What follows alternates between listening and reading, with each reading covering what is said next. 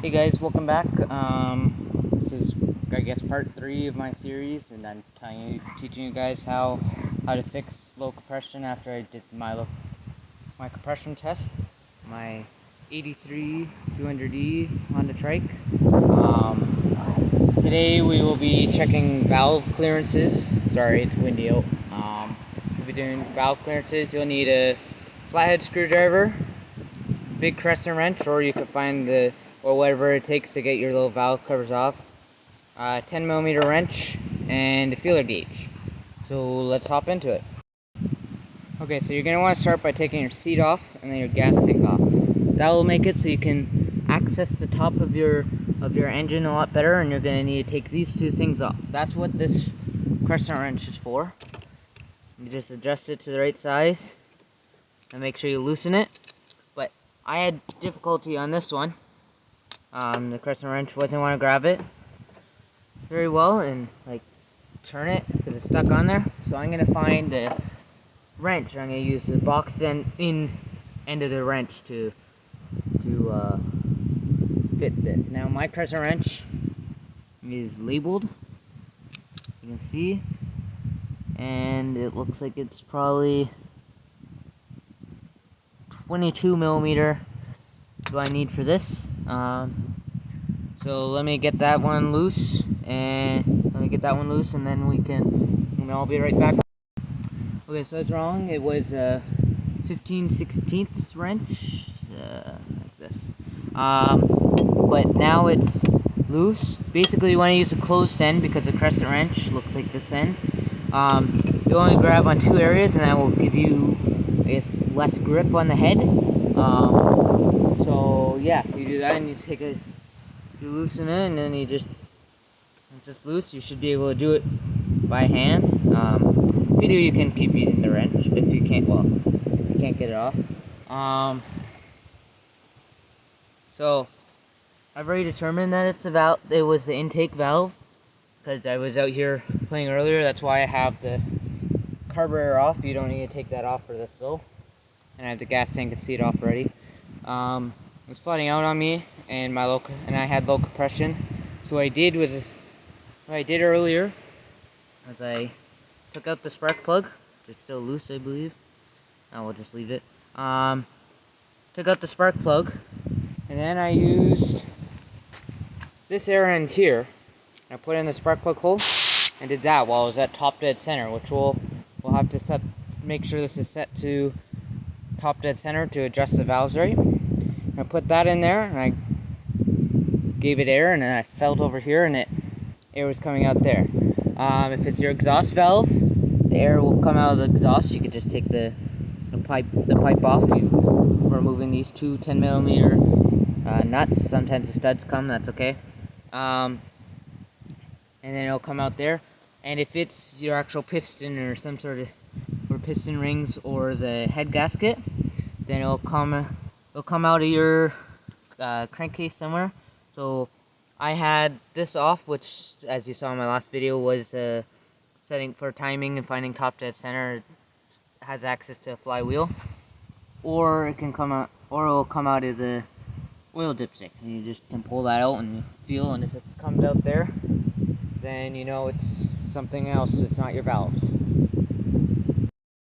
The next step is setting this to top dead center. So it shouldn't be super far off. It's up to you whether you want to pull this recoil off or not.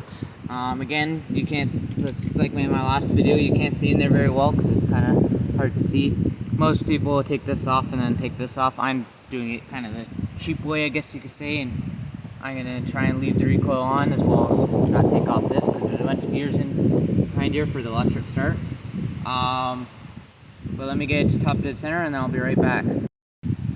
Okay, now that I have it at top dead center, I'm able to actually start to adjust the valves. You need it at top dead center because that way you know if the valves are closed right. So this one my intake was too tight, which would leave too much compression or much pressure on the valve, so it wouldn't close all the way. That would cause flooding, low compression, all that sort of stuff. So I've loosened it off already, as you can see in here, hopefully. I've loosened it off. I have not set it right, but I did their tests I explained to you earlier about. I did that again, and it was good this time. So now you're gonna want to, you see that nut on the end of here? You're gonna want to loosen that off. Let me loosen that quickly.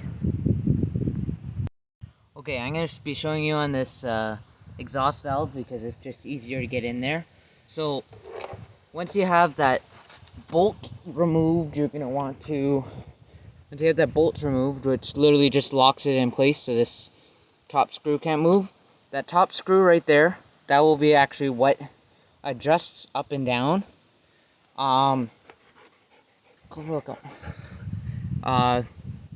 Which, if you go counterclockwise, it will loosen it, and if you go clockwise, it will tighten it. So next, you're gonna need feeler gauge and a flathead screwdriver, as you can see. Google for your specific model what the gap needs to be. It's in between the rock. This is called the rocker arm in here. It's in between the rocker arm and the thing. You're gonna want a feeler gauge set and find out what the gap is supposed to be. Sorry, there's bugs and everything, and dogs and stuff. And mine said 2 thousandths, so 0.002 from what I found online. So you put this in between the bottom end of this screw here and the top of the valve, and it should be like, you should have just a touch of friction on when you're trying to wiggle this around, and then you carefully tighten up the screw tighten up the nut without trying not to move the screw. Sorry about that. And then you do that on both sides, and that should be your valve set. I'll get this on, and then I'll be right back. Okay, so it was really hard to film what I was doing, because I was doing it and I was filming at the same time. That would have been really difficult. So yeah, basically you just carefully adjust that. Then you're gonna want to, when you go to tighten up this right here, you're gonna want to, I already did this, but you're gonna want to put the screwdriver on top while you take your wrench or socket or whatever you decide to use. You're gonna want the flathead screwdriver, and you're gonna want to hold that in place while you tighten it. Don't over tighten that, because if you break that, it's gonna be a big issue, because that's gonna be, I guess not really, but it's gonna be annoying to have to deal with, because then you're gonna have to deal with it. So now I'm just gonna put these covers back on. I'm gonna put that cover on. I have the carb off. You don't need to have the carb off. My carburetor's clean, so there's no need for me to clean that, but I'll get back with you once I do that. Okay, when you go to put these on, there's a little gasket or O-ring on there. Let me see that black part. Make sure that's still there, and usually you should replace it. If you can't, like you're out in the bush, or you don't have money, or you're trying to do this on a budget, or you just want to get this done, or whatever, for whatever reason. I'm not going to.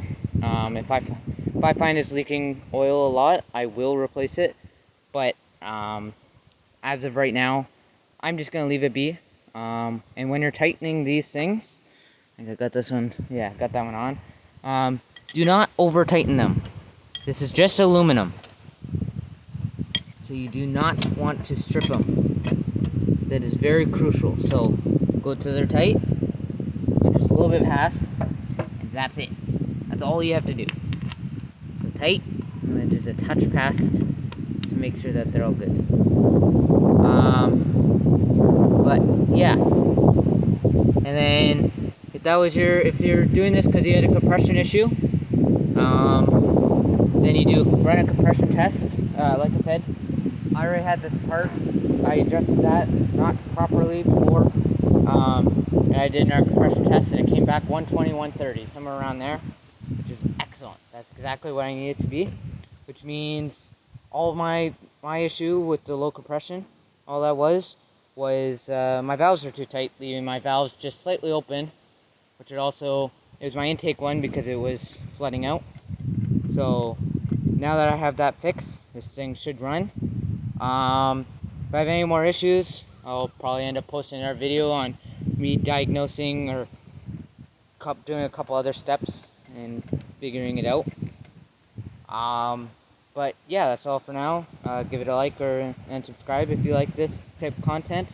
I might post some videos of me riding this thing, or I might post me fixing this thing again, or fixing other stuff, because I got a couple other Hondas and quite a few sewing machines I can fix. So see you next time. Bye.